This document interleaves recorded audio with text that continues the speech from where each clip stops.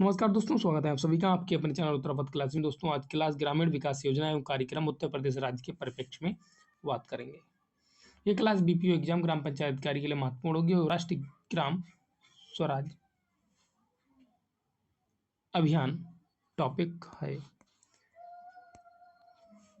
भारत सरकार द्वारा प्रायोजित योजना है। शुरुआत 24 अप्रैल 2018, कार्यान्वयन पंचायत राज मंत्रालय भारत सरकार द्वारा। इस योजना का 2025-26 तक कुल वित्तीय व्यय 5911 करोड़ रुपए, जिसमें केंद्र का हिस्सा 3700 करोड़ रुपए है। राज्यों का हिस्सा 2211 करोड़। योजना का वित्त पोषण सामान्य राज्य हेतु केंद्र राज्य 60:40 है। पूर्वोत्तर व पहाड़ी राज्य हेतु केंद्र और राज्य में 90:10 है। केंद्र शासित प्रदेशों में 100% केंद्र सरकार का है। इसके तहत 2.78 लाख ग्रामीण स्थानीय निकायों को सतत विकास SDG लक्ष्य पूरा करने में मदद मिलेगी। RGSA के हाल ही में 1/4/2022 से 31/3/2026 तक आगे कार्यान्वित करने की मंजूरी दी गई। इसकी शुरुआत जो मध्य प्रदेश के मांडला जिले से प्रधानमंत्री नरेंद्र मोदी द्वारा की गई थी। राष्ट्रीय ग्राम स्वराज अभियान 24 अप्रैल 2018 को राष्ट्रीय पंचायत दिवस पर मनाई माननीय प्रधानमंत्री नरेंद्र मोदी द्वारा लॉन्च किया गया था, जो कि पंचायत राज मंत्रालय भारत सरकार की एक छत्र योजना है। यह पूरे भारत में ग्रामीण क्षेत्रों में पंचायत राज प्रणाली को विकसित और मजबूत करने के लिए प्रस्तावित एक अनूठी योजना है। उद्देश्य क्या है? सतत विकास लक्ष्यों SDG को पूरा करने के लिए पंचायत राज स्थानीय PRI की शासन क्षमताओं का विकास करना, राष्ट्रीय महत्व के मुद्दों के समाधान के लिए उपलब्ध संसाधनों के अधिकतम उपयोग और अन्य योजनाओं के तालमेल पर ध्यान केंद्रित करते हुए समावेशी स्थानीय शासन के लिए पंचायतों की क्षमताओं को बढ़ाना, राजस्व के अपने स्रोत जुटाने के लिए पंचायतों की क्षमताओं को बढ़ाना, पंचायत प्रणाली के भीतर लोगों की भागीदारी, पारदर्शिता और जवाबदेही के बुनियादी मंच के रूप में प्रभावी ढंग से कार्य करने के लिए ग्राम सभाओं को मजबूत करना है। संविधान और पेशा अधिनियम 1996 के अनुसार पंचायतों को शक्तियों और जिम्मेदारियों के हस्तांतरण को बढ़ावा देना है। PRI के लिए क्षमता निर्माण और सहायता प्रदान करने के लिए उत्कृष्ट संसाधनों का एक नेटवर्क विकसित करना है। विभिन्न स्तरों पर PRI की क्षमता बढ़ाने के लिए संस्थानों को मजबूत करना और उन्हें बुनियादी ढांचे, सुविधाओं, मानव संसाधन और परिणाम आधारित प्रशिक्षण में पर्याप्त गुणवत्ता मानकों को प्राप्त करने में सक्षम बनाना है। प्रशासनिक दक्षता और बेहतर सेवा वितरण के लिए पंचायतों में सुशासन को सक्षम करने के लिए E-गवर्नेंस और अन्य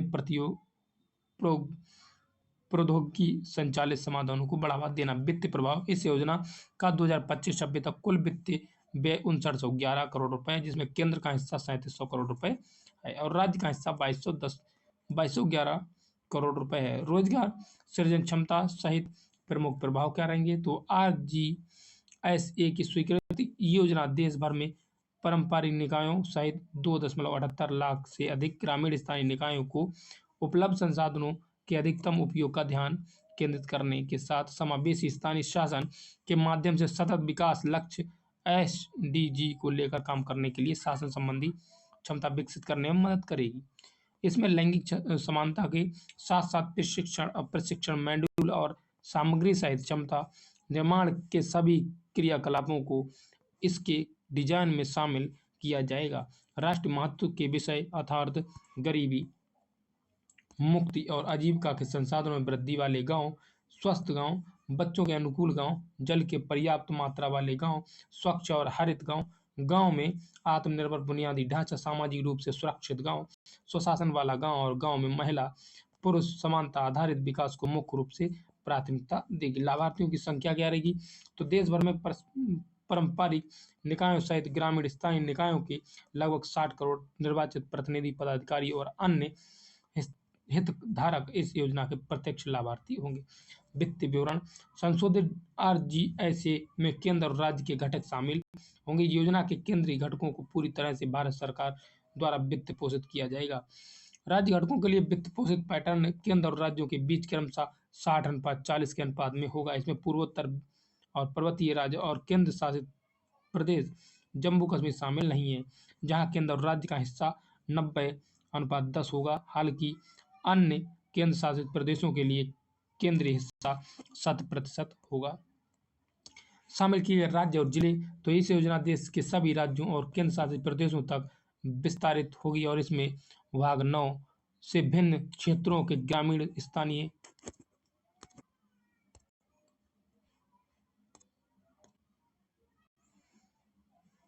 शासन की संस्थाओं भी शामिल होंगी, जहां पंचायतें। ये ग्राम स्वराज मोबाइल ऐप, इस मोबाइल ऐप एप्लीकेशन पंचायत राज संस्थानों PRI द्वारा किए गए विभिन्न गतिविधियों को प्रगति की दर्शाता है। इसे भारत के नागरिकों के लिए अधिक पारदर्शिता और सूचना तक पहुंच बढ़ाने पर जोर देने का साथ विकसित किया गया है। ये ग्राम स्वराज मोबाइल एप्लीकेशन ये ग्राम स्वराज वेब पोर्टल के स्वाभाविक विस्तार के रूप में कार्य करता है। प्रधानमंत्री श्री नरेंद्र मोदी की अध्यक्षता में आर्थिक मामले की वित्त मंडलीय समिति ने पंचायत राज संस्थानों PRI की शासन संबंधी क्षमताओं को विकसित करने के लिए संशोधित केंद्र प्रायोजित योजना राष्ट्रीय ग्राम स्वराज अधिनियम अभियान RGSA को 1 अप्रैल 2022 से 31 मार्च 2026 की अवधि 15वें वित्त आयोग की अवधि के दौरान कार्यान्वयन जारी रखने के लिए मंजूरी दे दी है। स्वच्छ भारत मिशन दुनिया का सबसे बड़ा स्वच्छता कार्यक्रम होगा। शुरुआत अक्टूबर 2014 यानी 2 अक्टूबर 2014 में हुई थी। इसका लक्ष्य है कि गांधी जी की 150वीं जयंती पर 2 अक्टूबर 2019 तक स्वच्छ भारत बनाना है। स्वच्छ भारत मिशन चरण ग्रामीण कुल 1,40,881 करोड़ रुपए के व्यय के साथ 2020-21 से 24-25 तक कार्यान्वित किया जाएगा। इसके तहत देश में स्वच्छता कवरेज 2014 39% की तुलना में 2019 में 100% हो गया है। इसके तहत देश की कुल 36 राज्यों केंद्र शासित प्रदेशों में 10.28 करोड़ शौचालय बनाए। इस मिशन का प्रमुख उद्देश्य खुले में शौच की प्रथा को पूर्णतः समाप्त करना। स्वच्छ भारत मिशन के तहत 2 अक्टूबर 2019 तक भारत के सभी जिलों में स्वयं को खुले में शौच मुक्त ODF घोषित किया है। प्रस्तावना है स्वच्छ भारत मिशन की शुरुआत 2 अक्टूबर 2014 को माननीय प्रधानमंत्री द्वारा की गई है और इसका लक्ष्य है कि महात्मा गांधी की 150वीं जयंती पर अर्थात 2 अक्टूबर 2019 तक उनके श्रद्धांजलि स्वरूप स्वच्छ भारत बनाना है। स्वच्छ भारत मिशन का लक्ष्य है देश भर में खुले में शौच की आदत का उन्मूलन कर विशेष रूप से महिलाओं और बच्चों के लिए स्वच्छ, सुरक्षित और सुलभ वितरण उपलब्ध कराना था। स्वच्छ भारत मिशन ग्रामीण जैसे दुनिया का सबसे बड़ा स्वच्छता कार्यक्रम कहा गया है। इसके तहत जमीनी स्तर पर जन आंदोलन पैदा करके इस असंभव से लगने वाले कार्य को पूरा किया गया। इसके परिणाम स्वरूप ग्रामीण स्वच्छता कवरेज जो 2 वर्ष 2014 में 39% था और 2019 में तक बढ़कर 100% हो गया और 36 राज्य केंद्र शासित प्रदेशों में 10.28 करोड़ से अधिक शौचालय बन गए। अक्टूबर 2019 तक भारत के सभी जिलों ने स्वयं को खुले में शौच मुक्त घोषित कर दिया। अभियान की सफलता का श्रेय 4Ps पॉलिटिकल लीडरशिप, राजनीतिक नेतृत्व यानी पब्लिक फाइनेंसिंग, सार्वजनिक वित्त पोषण, पार्टनरशिप एंड पीपल्स पार्टिसिपेशन, जन भागीदारी को दिया गया, जिसका नेतृत्व प्रधानमंत्री द्वारा इस संकल्प के साथ किया गया था कि 5 वर्षों में खुले में शौच को समाप्त करना है। स्वच्छ भारत मिशन SBM कार्यक्रम का उद्देश्य है खुले में शौच की प्रथा को पूर्णतः समाप्त करना, मैनुअल स्कैवेंजिंग प्रथा का उन्मूलन करना है और स्वच्छ शौचालयों को स्वच्छ शौचालयों में परिवर्तित करना, ठोस अपशिष्ट प्रबंधन की आधुनिक व वैज्ञानिक व्यवस्था सुनिश्चित करना है, स्थानीय समुदाय में स्वच्छता और स्वास्थ्य के प्रति आस्थाओं एवं व्यवहार में परिवर्तन लाना, सफाई के प्रति जागरूकता पैदा करना तथा लोक स्वास्थ्य में जुड़ना। कार्यक्रम में निर्धारित लक्ष्य की समयबद्ध पूर्ति सुनिश्चित करने हेतु राज्य मिशन निदेशालय नगर निकाय स्तर पर कैपेसिटी बिल्डिंग का कार्य करना, निजी भागीदार सहभागिता एवं PP मोड पर कार्यों को कराए जाने का वातावरण तैयार करना है। स्वच्छ भारत मिशन कार्यक्रम के अंतर्गत नए घरेलू स्वच्छ शौचालय का निर्माण, पिट युक्त शौचालय को स्वच्छ शौचालय में परिवर्तित करने संबंधी निर्माण कार्य, सैनिटरी वाय उठाव सर्विस शौचालय को स्वच्छ शौचालय में परिवर्तित किए जाने संबंधी कार्य, सामुदायिक शौचालय का निर्माण कार्य, सॉलिड वेस्ट मैनेजमेंट परियोजना का निर्माण कार्य, राज्य मिशन निदेशालय नगर निकाय स्तर पर कैपेसिटी बिल्डिंग, क्षमता संवर्धन एवं प्रशासनिक अन्य कार्य। जन जागरूकता, पब्लिक अवेयरनेस एवं जन सहभागिता, पब्लिक पार्टिसिपेशन एंड आईईसी संबंधन कार्य। सिटी सैनिटेशन प्लान एवं तदनुसार स्टेट सैनिटेशन प्लान संबंधी कार्य। पूर्व कार्यक्रम। भारत सरकार की पहली पंचवर्षीय योजना के एक भाग के रूप में वर्ष 1954 में ग्रामीण भारत के लिए पहला स्वच्छता कार्यक्रम शुरू किया गया था। भारत सरकार ने वर्ष 1986 में केंद्रीय ग्रामीण स्वच्छता कार्यक्रम को आरंभ किया। इसका मूल उद्देश्य था ग्रामीण जनता के जीवन की गुणवत्ता को सुधार लाना और महिलाओं को निजता और सम्मान देना था। वर्ष 1999 में संपूर्ण स्वच्छता अभियान के तहत मांग आधारित दृष्टिकोण अपनाना गया था। इसके तहत स्वच्छता सुविधाओं के लिए मांग सृजन हेतु सुरक्षित स्वच्छता के संबंध में जागरूकता बढ़ाने के लिए सूचना, शिक्षा और संचार, मानव संसाधन विकास एचआरडी और क्षमता संवर्धन पर बल दिया गया। हालांकि उपयुक्त कार्यक्रमों ने देश की ग्रामीण स्वच्छता की छवि में कुछ प्रगति की और वर्ष 2011 की जनगणना में ग्रामीण स्वच्छता कवरेज निजी शौचालय वाले परिवार मात्र 33% पाए गए। स्वच्छ भारत मिशन ग्रामीण चरण सेकंड, इसका जो मिशन था सेकंड में 1,40,881 करोड़ रुपए का कुल अनुमानित परिव्यय के साथ मिशन मोड के वर्ष 2020-21 से 24-25 के दौरान कार्यान्वित किया जाएगा। यह गाँव को ODF प्लस बनाने के लक्ष्य की प्राप्ति के लिए उनमें स्वच्छता सुविधाओं को संतृप्त करने के लिए वित्त पोषण और विभिन्न स्रोतों और केंद्र तथा राज्य सरकारों की विभिन्न योजनाओं के अभिसरण का एक नया मॉडल होगा। पेयजल एवं स्वच्छता विभाग से वजदीय आवंटन और संबंधित राज्य के समकक्ष अंशदान के अलावा शेष निधियां विशेष रूप से SLWM हेतु ग्रामीण स्थानीय निकायों को 15वें वित्त आयोग के अनुदानों, मनरेगा राजस्व सृजन मॉडल आदि से जुटाई जाएगी। स्वच्छ भारत मिशन सेकंड के घटक क्या थे? तो इसमें गांव के सभी घरों को कार्यशील शौचालय की सुविधा उपलब्ध कराएं और सबसे अधिक घरों वाले गांव में सामुदायिक स्वच्छता परिसर हो। गांव के सभी विद्यालय, आंगनबाड़ी केंद्र और पंचायत घर में कार्यशील शौचालय की सुविधा उपलब्ध हो, जिसमें पुरुष और महिलाओं के लिए अलग अलग शौचालय व्यवस्था हो। गांव के सभी सार्वजनिक स्थलों पर न्यूनतम कचरा हो, न्यूनतम अपशिष्ट जल जमाव और प्लास्टिक कचरे का ढेर ना हो। कम से कम 80% घरों और सभी विद्यालयों, आंगनबाड़ी, पंचायत घरों में बायोडिग्रेडेबल कचरा और तरल अपशिष्ट के प्रबंधन की व्यवस्था हो। गांव में प्लास्टिक कचरे और प्रतिकरण का एकत्रीकरण की प्रणाली उपलब्ध हो। गांव के निम्नलिखित प्रत्येक थीम्स पर दीवार पर चित्रकारी आदि के माध्यम से कम 5 ODF प्लस IEC संदेश प्रमुखता से प्रदर्शित होने चाहिए। ODF स्थायित्व, शौचालय पर निरंतर प्रयोग, साबुन से हाथ धोना, कंपोस्ट पिट्स के उपयोग से कचरा प्रबंधन, प्लास्टिक कचरा प्रबंधन और सोक पिट्स और जरिए तरल अपशिष्ट प्रबंधन हो। स्वच्छ भारत मिशन ग्रामीण के अंतर्गत प्रोत्साहन राशि 12,000 देने के लिए पात्र परिवारों का चयन करते समय निम्नलिखित क्रम में से प्राथमिकता देना सुनिश्चित किया जाएगा। गरीबी रेखा से नीचे परिवारों, गरीबी रेखा से ऊपर के APL परिवार, अनुसूचित जाति जनजातियों, दिव्यांगजनों के परिवार, दिव्यांगजन अनुकूल शौचालय सुनिश्चित किया जाए। अधिवारा वाले भूमिहीन परिवार, लघु किसान, सीमांत किसान, महिला प्रधान परिवार हो। स्वच्छ भारत मिशन शहरी। तो भारत सरकार द्वारा स्वच्छ भारत मिशन कार्यक्रम का शुभारंभ माननीय प्रधानमंत्री नरेंद्र मोदी द्वारा भारत सरकार दिनांक 2 अक्टूबर 2014 को किया गया था। इस कार्यक्रम का मिशन अवधि 5 वर्ष अर्थात 2 अक्टूबर 2014 से 2019 तक 2 अक्टूबर 19 को राष्ट्रपति महात्मा गांधी, राष्ट्रपति गलत हो गया है कि 150वीं जयंती के पूर्व देश के शहरी क्षेत्रों में 100% स्वच्छता के लक्ष्य की प्राप्ति हेतु कार्यवाही समयबद्ध तरीके से की जाए, जिसके अंतर्गत उत्तर प्रदेश के सभी 635 नगर निकाय आच्छादित और उत्तर प्रदेश के शासन द्वारा स्वच्छ भारत मिशन कार्यक्रम के लिए निर्देशन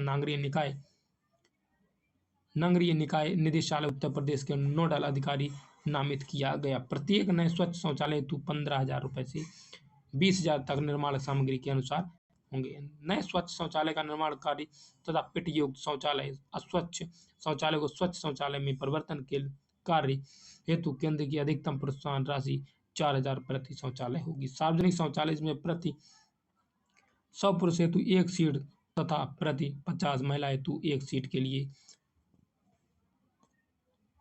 75,000 प्रति सीट की दर से लागत का प्रावधान शून्य है। स्वच्छ भारत मिशन शहरी SBMU के तहत प्रमुख परियोजनाएं ODF और ODF प्लस ODF प्रोटोकॉल। तो ODF मानदंड के तहत सामुदायिक और सार्वजनिक शौचालय के नियमित इस्तेमाल के लिए उनकी कार्यात्मकता और उचित रखरखाव सुनिश्चित करते हुए उनके संचालन व रखरखाव पर ध्यान केंद्रित किया जाना चाहिए। ODF मानदंड के तहत व्यक्ति को खुले में शौच या मूत्र त्याग नहीं करना चाहिए। सभी सामुदायिक और सार्वजनिक शौचालय का रखरखाव और साफ सफाई की जानी चाहिए। ODF प्लस मानदंड के तहत शौचालय से मूल और कीचड़ का सुरक्षित निस्तारण करने और यह सुनिश्चित करने पर ध्यान दिया जाता है कि ऐसा कोई भी अशोधित कीचड़ खुले नालों और जल निकायों या खुले में ना बहा दिया जाए। अब तक 819 ग्रामीण शहरों और ODF प्लस और 312 शहरों को ODF प्लस से प्रमाणित किया गया है। वाटर हाल ही में आवास और शहरी मामलों में मंत्रालय द्वारा वाटर प्लस प्रोटोकॉल को यह सुनिश्चित करने के लिए डिजाइन किया गया कि किसी भी अनुपचारित अपशिष्ट जल को खुले वातावरण या जल निकायों में ना बहाया जाए। गूगल के साथ भागीदारी। तो MOHUA ने सभी सार्वजनिक शौचालयों की मैपिंग करने के लिए गूगल के साथ भागीदारी की है ताकि नागरिकों को स्वच्छता सुविधाओं तक पहुंचने में आसानी हो। स्वच्छ भारत मिशन शहरी 2.0। स्वच्छ भारत मिशन 2.0 प्रधानमंत्री नरेंद्र मोदी ने गांधी जयंती के अवसर पर 2 अक्टूबर 2021 को स्वच्छ भारत मिशन शहरी के दूसरे चरण की शुरुआत की। स्वच्छ भारत मिशन 2.0 की शुरुआत प्रयागराज में हुई। केंद्रीय युवा कार्यक्रम एवं खेल मंत्री अनुराग ठाकुर ने संगम के VIP घाट पर झाड़ू लगाकर स्वच्छता अभियान की शुरुआत की। अभियान का मुख्य उद्देश्य है कि 1 करोड़ किलो प्लास्टिक व अन्य कचरे का निस्तारण है। SBMU 2.0 के बारे में बजट 2021-22 में घोषित है कि पहले चरण का निरंतरता है। इसे 1.41 करोड़ रुपए के परिव्यय के साथ वर्ष 2021 से वर्ष 2026 तक 5 वर्षों में लागू किया जाएगा। शहरी भारत के खुले में शौच मुक्त ODF बनाने और नगर पालिका के ठोस कचरे के 100% वैज्ञानिक प्रबंधन के उद्देश्य से 2 अक्टूबर 2014 को SBMU का पहला चरण शुरू किया गया था जो अक्टूबर 2019 तक चला था। मिशन का उद्देश्य क्या हो? खुले में शौच का उन्मूलन, हाथ से मैला ढोने की प्रथा की समाप्ति, नगर पालिका स्तर पर आधुनिक एवं वैज्ञानिक ढंग से ठोस अपशिष्ट प्रबंधन की व्यवस्था करना, स्वच्छता का सार्वजनिक व्यवस्था के संदर्भ में महत्व पर जागरूकता फैलाना, शहरी स्थानीय निकाय की क्षमता में वृद्धि, पूंजीगत व्यय तथा मिशन से संबंधित इंफ्रास्ट्रक्चर के संचालन तथा रखरखाव में निजी क्षेत्र की भागीदारी के लिए सक्षम वातावरण का निर्माण करना। मिशन के घटक क्या होंगे? घरेलू शौचालय का निर्माण कराना तथा खराब शौचालय की मरम्मत करना, सामुदायिक तथा सार्वजनिक शौचालय का निर्माण करना,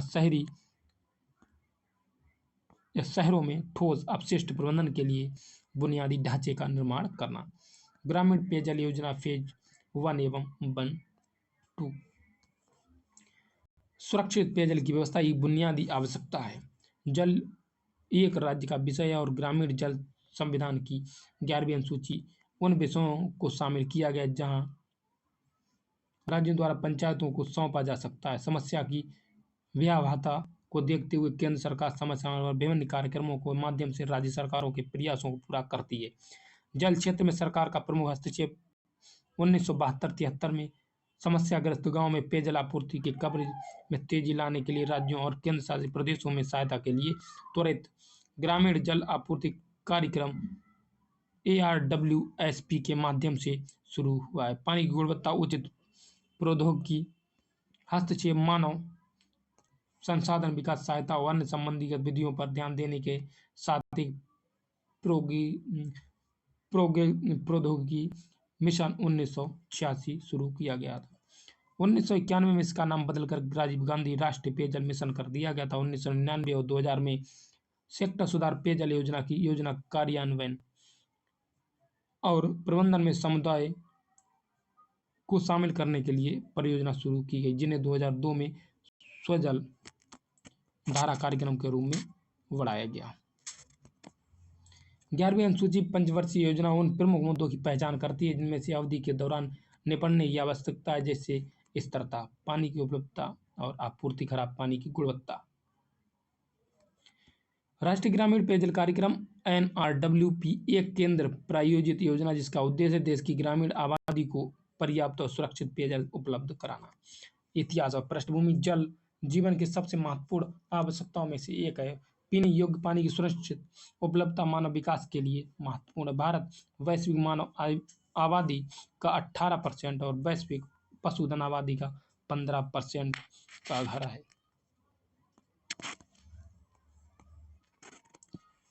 हालांकि इसके तहत केवल 2% भूमि क्षेत्रफल और वैश्विक मीठे पानी के संसाधनों का 4% है। अनुमान के अनुसार 1951 में प्रति व्यक्ति वार्षिक मीठे पानी की उपलब्धता 5177 क्यूबिक मीटर थी, जो 2011 में घटकर 1945 क्यूबिक मीटर हो गई। अनुमान के अनुसार 2019 में ये लगभग 1368 क्यूबिक मीटर थी और जो आगे चलकर 2025 तक 1293 घन मीटर हो जाने की संभावना। यदि वर्तमान प्रवृत्ति जारी रहती है तो 2050 में मीठे पानी की उपलब्धता घटकर 1140 घन मीटर होने की संभावना है। भारत सरकार ने 1999 में राज्य जल और स्वच्छता मिशन की शुरुआत हुई करते ग्रामीण जल और स्वच्छता में सुधार पहल शुरू की। मिशन का समग्र लक्ष्य जो था ग्रामीण क्षेत्रों में बेहतर जल आपूर्ति और स्वच्छता सुविधाओं तक पहुंच बढ़ाकर और स्थिरता सुनिश्चित करके जीवन और गुणवत्ता में सुधार करना। इस संबंध में समुदाय आधारित और भागीदारी परियोजनाओं के लिए समग्र नीति मार्ग प्रदर्शन करने के लिए ग्रामीण विकास विभाग उत्तर प्रदेश सरकार ने राज्य जल और स्वच्छता मिशन का गठन और स्थापना की है। राष्ट्रीय ग्रामीण पेयजल कार्यक्रम कार्यान्वयन के लिए मौजूदा संरचना। राज्य जल एवं स्वच्छता मिशन सर्वोच्च समिति चेयरमैन, मुख्य सचिव, वाइस चेयरमैन APC, कार्यकारी समिति चेयरमैन, निजी सचिव, ग्रामीण विकास। तो दोस्तों ये डायग्राम अपने आप देख लें, बाकी थ्योरी आपको देखते हैं, पढ़ाते हैं। ग्रामीण स्वास्थ्य योजना है तो भारत की स्वास्थ्य सेवा प्रणाली की पहुंच समर्थ जवाबदेही देश के लोगों के लिए बेहतर स्वास्थ्य और खुशहाली के लिए अपेक्षित है। भारत का सार्वजनिक स्वास्थ्य व्यय 2020-22 में सकल घरेलू उत्पाद 2.1% रहा है। आर्थिक समीक्षा 2020-21 में कहा गया कि बजट में स्वास्थ्य सेवाओं को प्राथमिकता देने की दृष्टि से 189 देशों में भारत का स्थान 179 है। राष्ट्रीय स्वास्थ्य नीति 2017 का लक्ष्य सार्वजनिक स्वास्थ्य व्यय को 2025 तक सकल घरेलू उत्पादन का 2.5% तक बढ़ाना है। भारत में स्वास्थ्य सेवा ढांचे को भौतिक बुनियादी ढांचे और चिकित्सा सेवा प्रदान करने वाले मानव संसाधनों में वर्गीकृत किया जा सकता है। भारत में स्वास्थ्य देखभाल का वर्गीकरण अपेक्षित देखभाल के स्तर के आधार पर भारत में स्वास्थ्य देखभाल की 3 श्रेणियां हैं।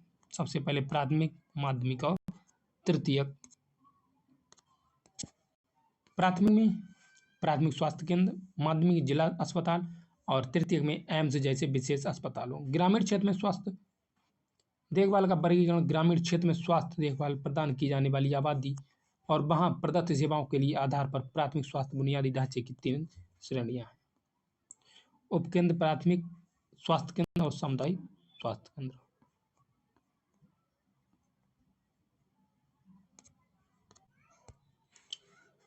भारतीय स्वास्थ्य देखभाल प्रणाली सार्वजनिक और प्राइवेट निजी।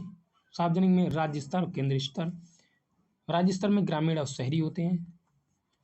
ग्रामीण में सामुदायिक स्वास्थ्य केंद्र, प्राथमिक स्वास्थ्य केंद्र और सेवा केंद्र होते हैं। शहरी में सुपर स्पेशलिटी अस्पताल, विशेष रोग अस्पताल, जिला अस्पताल, राजकीय मेडिकल कॉलेज, तालुका अस्पताल इत्यादि होते हैं। केंद्र में स्वास्थ्य योजनाएं, मेडिकल कॉलेज अस्पताल, राष्ट्रीय स्वास्थ्य केंद्र, तृतीयक अस्पताल, आयुर्वेद, योग, प्रगति, प्राकृतिक चिकित्सा, यूनानी, सिद्ध, होम्योपैथी इत्यादि होते हैं।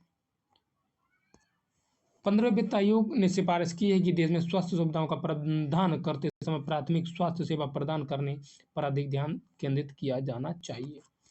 स्वास्थ्य क्षेत्र में मानव संसाधनों की कमी भी देखी जाती है और आर्थिक सर्वेक्षण 2020-21 के अनुसार स्वास्थ्य कर्मियों का कुल घनत्व 2.23 प्रति 10,000 जनसंख्या है, जो कि विश्व स्वास्थ्य संगठन WHO द्वारा 2030 तक सतत विकास लक्ष्य SDG प्राप्त करने के लिए प्रति 10,000 जनसंख्या पर 44.5 स्वास्थ्य कर्मियों की तुलना में बहुत कम है। WHO के मानकों के अनुसार प्रति 1,000 लोगों पर एक डॉक्टर और प्रति 300 लोगों पर एक नर्स की आवश्यकता है, लेकिन भारत में 2019 तक प्रति 1511 लोगों पर एक डॉक्टर और प्रति 670 लोगों पर एक नर्स उपलब्ध है।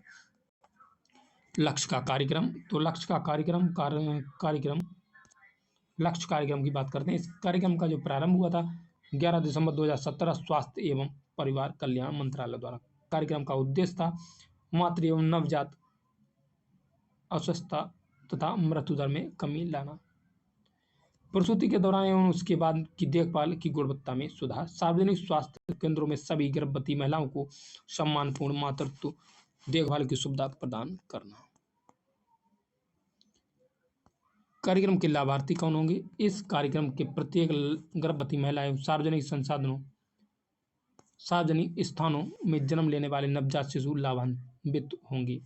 विशेष बिंदु, मैटरनिटी ऑपरेशन थिएटर में देखभाल की गुणवत्ता में सुधार, बुनियादी ढांचे के उन्नयन के सुधार, आवश्यक उपकरणों की उपलब्धता सुनिश्चित करना तथा पर्याप्त मानव संसाधन प्रदान करना। प्रसूति में महत्वपूर्ण देखभाल को मजबूत करने के लिए मेडिकल कॉलेज अस्पताल स्तर पर समर्पित प्रसूति ICU और जिला अस्पताल में प्रसूति HDU लक्ष्य कार्यक्रम के तहत संचालित है। ग्रामीण स्वास्थ्य योजना एक दृष्टि, तो इसमें राष्ट्रीय ग्रामीण स्वास्थ्य मिशन, जो कि भारत सरकार की एक योजना है, जो अप्रैल 2005 में लागू किया गया। जननी सुरक्षा योजना का संबंध सुरक्षित बच्चा से है। राष्ट्रीय ग्रामीण स्वास्थ्य मिशन में ग्रामीण स्वास्थ्य केंद्रों में सुधार पर बल दिया गया है। विश्व में स्वास्थ्य बीमा के अन्य सफल मॉडलों की समीक्षा के बाद RSBY को डिजाइन किया गया। इसे 1 अप्रैल 2018 से आरंभ किया गया। देश के 93% असंगठित क्षेत्र के कामगारों के लिए राष्ट्रीय स्वास्थ्य बीमा योजना लागू किया गया। राष्ट्रीय स्वास्थ्य बीमा योजना RSBY, तो इसमें श्रम एवं रोजगार मंत्रालय भारत सरकार द्वारा गरीब रेखा से नीचे यापन करने वाले परिवारों की स्वास्थ्य बीमा कवरेज प्रदान करने हेतु आरंभ की गई। इस योजना की शुरुआत 2 अक्टूबर 2007 से हुई है, पर इसकी प्रभावी तिथि 1 अप्रैल 2008 है। योग्यताएं क्या? असंगठित क्षेत्र के कामगार BPL श्रेणी में आते हैं और उनके परिवार के 5 सदस्यों की परिवार इकाई को योजना के तहत लाभ मिलेगा। लाभ में क्या होगा? असंगठित क्षेत्र के कामगार और उनके परिवार शामिल किए जाएंगे। ये योजना प्रत्येक श्रमिक तथा परिवार को 3,000 रुपये प्रति परिवार की स्वास्थ्य बीमा प्रदान करेगी। सेवा प्रदायगी, तो इसमें नामांकन के समय अस्पतालों की एक सूची प्रदान की जाएगी। स्मार्ट कार्ड के साथ एक हेल्पलाइन नंबर भी प्रदान किया जाएगा। लाभार्थी के पास अपनी इच्छा अनुसार सार्वजनिक और निजी अस्पताल जाने का विकल्प होगा। अस्पताल को 30,000 रुपये तक के इलाज के लिए कोई भुगतान नहीं करना होगा। नगद रहित सेवा के मामले में रोगी को इलाज और अस्पताल में भर्ती कराने के लिए कोई राशि व्यय नहीं करनी होगी। यह अस्पताल का दायित्व है कि वह बीमाकर्ता से इसका दावा करे। प्रधानमंत्री सुरक्षित मातृत्व अभियान योजना का आरंभ 2016 में हुआ था। इस अभियान के तहत लक्ष्य एक विशेषता का जिक्र प्रधानमंत्री नरेंद्र मोदी ने 31 जुलाई 2016 को मन की बात नामक प्रोग्राम में किया था। इसकी विशेषता है कि प्रधानमंत्री मोदी जो हैं, नरेंद्र मोदी, सुरक्षित मातृत्व अभियान की शुरुआत देश में 3 करोड़ से अधिक गर्भवती महिलाओं को प्रसव पूर्व देखभाल की गुणवत्ता सुनिश्चित करने के लिए किया गया है। इस अभियान के तहत लाभार्थी को हर महीने की 9वीं तारीख को प्रसव पूर्व देखभाल सेवाएं, जांच और दवाओं सहित का न्यूनतम पैकेज प्रदान किया जाएगा। इन सेवाओं को शहरी और ग्रामीण दोनों क्षेत्रों में निर्धारित सार्वजनिक स्वास्थ्य केंद्र पर उपलब्ध कराया जाएगा। उद्देश्य है कि चिकित्सकों विशेषज्ञों द्वारा दूसरी या तीसरी तिमाही की सभी गर्भवती महिलाओं को प्रसव पूर्व कम से कम एक जांच सुनिश्चित करना है। प्रसव पूर्व जांच के दौरान देखभाल की गुणवत्ता सुनिश्चित करना।